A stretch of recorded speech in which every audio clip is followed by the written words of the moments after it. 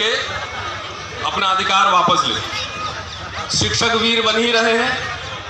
पहले पूरी तनख्वाह मिलती थी एडहॉक पढ़ाने पे, अब गेस्ट लेक्चरर है वो भी 50 लेक्चर मिलता है, 50-60 हज़ार 70 हज़ार रुपये मिलते हैं, पहले 1.25 लाख रुपये मिलते थे। तो नंदा जी आ गई है वहाँ पर, देख रहा हूँ उनको। तो अब विश्वविद्यालयों में भी शिक्षक वीर बनाई जा रही, और अग्निवीर तो आप देख ही रहे। तो ये जो कॉन्फिडेंस सरकार का है, और इस बार नारा है कि अब की बार 400 पार, तो ये कॉन्फिडेंस कहीं और से नहीं, ईवीएम के अंदर से ही आ रहा है।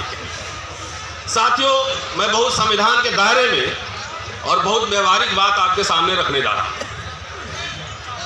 देखिए, बाबा साहब ने जब संविधान बनाया था तो उसके पहला लाइन जो है ना, जय गणेश जी और अल्लाह अकबर नहीं रखा था, वो रखा था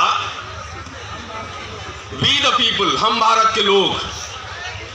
और 25 नवंबर के भाषण में उन्होंने शंका जाहिर की थी कि हो सकता है इस देश में कभी न कभी तानाशाही आ जाए, इसीलिए हम भारत के लोग रखा था कि जिस दिन ऐसी हालत होगी, तुम भारत के लोग, हम रहे न रहे, सड़कों पे आना और ऐसे सरकार के खिलाफ आंदोलन करना।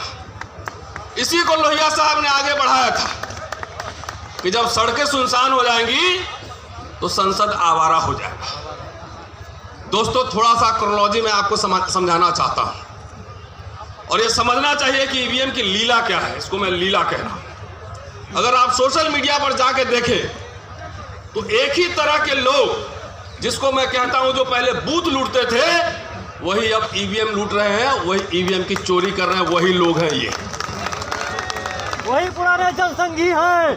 पुराने जमाने में जब मैं बचपन में था तो मैं सुनता था और देखता था कि जब गरीब, मजदूर, दलित, आदिवासी, पिछड़े वोट देने जाते थे तो वहां के बाहुबली और जमींदार लोग कहते थे कि तुम लोग घर रहो, जाओ काम करो, तुम्हारा वोट हम डाल देंगे।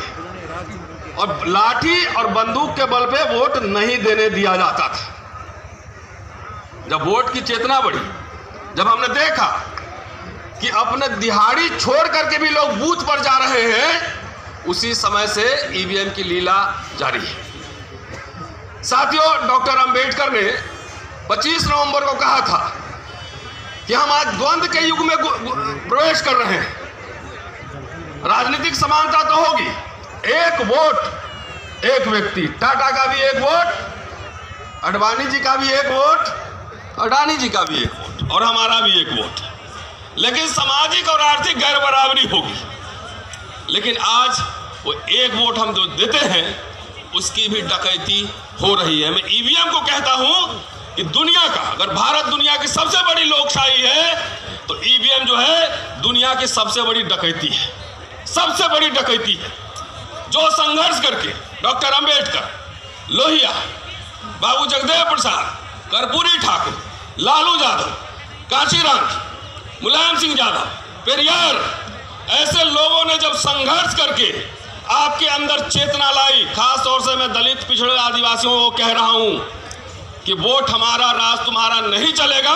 और ये परिवर्तन जब होने लगा तभी से ईवीएम की लीला शुरू हुई है। ये समझिए बात, एक क्रोनोलॉजी में समझा रहा हूं कि जब हमारे लोग वोट देने के लिए जागरूक हुए तब से आपकी वोट की डकैती शुरू हो गई।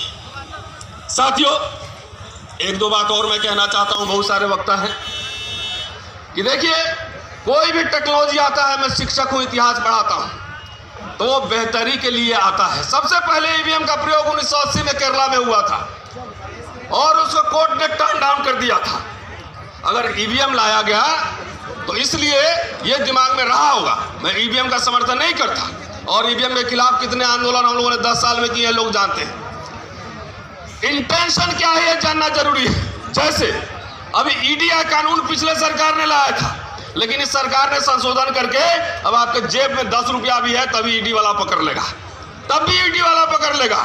उसी तरह का जब ईवीएम आया था, आज कांग्रेस पार्टी भी उसका विरोध कर रही है। अगर सब समय डकैती होता रहता तो 1914 में सरकार, 2014 में सरकार कैसे बदलती? इसका मतलब है कि मशीन के साथ हेरा फेरी होती है, और ये बात सारे पॉलिटिकल पार्टी के लोग अब समझ रहे हैं। जनता जाग रही है, पूरे देश भर में ईवीएम के खिलाफ आंदोलन हो रहे हैं, पूरे देश में। मैं सिर्फ 2 प्रस्ताव रखना चाह रहा हूं कि ईवीएम जो है वो हटेगा संसद से। जब तक पीपल्स रिप्रेजेंटेशन एक्ट में बदलाव नहीं होगा तब तक ये मामला बनने वाला नहीं। तो इसलिए हम चाहते हैं कि जब ईवीएम से अगर चुनाव भी हो, भानु प्रताप जी, 100% ईवीएम की काउंटिंग, सॉरी वीवीपैट की काउंटिंग हो। अगर मैं वोट दे रहा हूं, हाथ में हमारी पर्ची आए और हम देख करके हमने किसको वोट दिया था, वो जो है हम बैलेट बॉक्स में डालें और उसकी गिनती हो, मशीन की गिनती नहीं हो। यह सबसे महत्वपूर्ण बात है। दूसरी बात, आज जो यहाँ कोऑर्डिनेशन कमेटी बनेगी, उनसे हम आग्रह करते हैं, और साथियों, एक सांस में जो है ना, सबको पार्टी नहीं बनाया जाता। एक साथ में इंडिया भी वही है और एनडीए भी वही है, ये कहना ठीक नहीं है। ये लड़ाई जनता के बीच सड़क पर और पार्लियामेंट में लड़ी जाएगी। इसलिए मेरा आग्रह है कि आज एक डेलीगेशन कमेटी बने और सारे पार्टी के राष्ट्रीय अध्यक्षों से मिला जाए और उनको ये कहा जाए कि अपने मैनिफेस्टो में डालो कि जब हम सरकार में आएंगे तो पीपल्स रिप्रेजेंटेशन एक्ट को हम हटाएंगे और बैलेट पेपर लाएंगे। यह सबसे जरूरी है, यह जरूरी है। राजनेताओं ने यह बात सही है कि आजकल जो आंदोलन करते हैं सिर्फ अपने कार्यकर्ताओं का आंदोलन करते हैं। उनसे यह आग्रह किया जाएगा कि जन संवाद और जन कार्रवाई शुरू किया जाए, मैनिफेस्टो में लाया जाए। हम लोग अपने संसाधन से हर समय ये आंदोलन को आगे बढ़ा रहे हैं, लेकिन यही खास तौर से